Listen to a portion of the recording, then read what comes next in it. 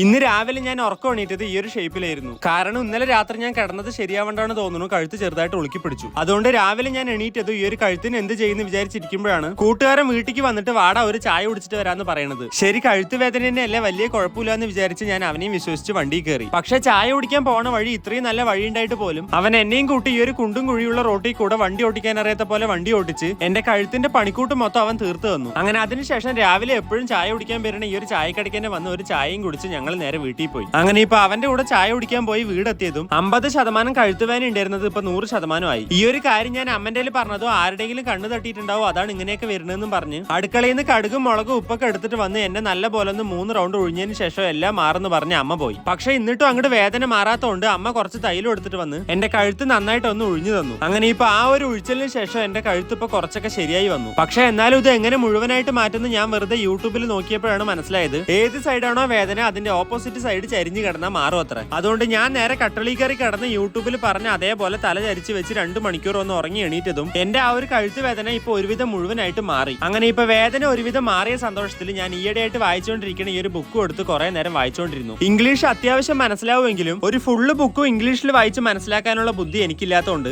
English ബുക്കിന്റെ മലയാളം ട്രാൻസ്ലേഷനാണ് ഞാനിപ്പോ വായിച്ചുകൊണ്ടിരിക്കുന്നത്. അങ്ങനെ ബുക്കൊക്കെ വായിച്ചു കഴിഞ്ഞതിന് ശേഷം വീട് പണിന്റെ കാര്യം പറയുകയാണെങ്കിൽ വീട് പണി സൺസൈഡ് വാർപ്പ് വരെ കഴിഞ്ഞിരിക്കുകയാണ്. ഇനി അടുത്ത പണി എന്ന് പറയുന്നത് മെയിൻ വാർപ്പാണ്. അങ്ങനെ അത് കഴിഞ്ഞ് വീട് പണി തുടങ്ങിയതിന് ശേഷം ഞാനും അച്ഛന്റെ കൂടെ പണികളൊക്കെ ചെയ്ത് എനിക്ക് ഇപ്പൊ തന്നെ ഇടുപ്പ് വേദനയും കാര്യങ്ങളൊക്കെ വരാൻ തുടങ്ങി. അങ്ങനെ ഇപ്പൊ ഇന്നത്തെ എന്റെ കഴുത്ത് വേദനന്റെയും വീട് പണിന്റെയും കാര്യങ്ങളൊക്കെ പറഞ്ഞതിന് ശേഷം എന്റെ ഈ ഒരു വീഡിയോ ഞാനിവിടെ അവസാനിപ്പിക്കുകയാണ്. അപ്പൊ അടുത്ത വീഡിയോയിൽ കാണാം.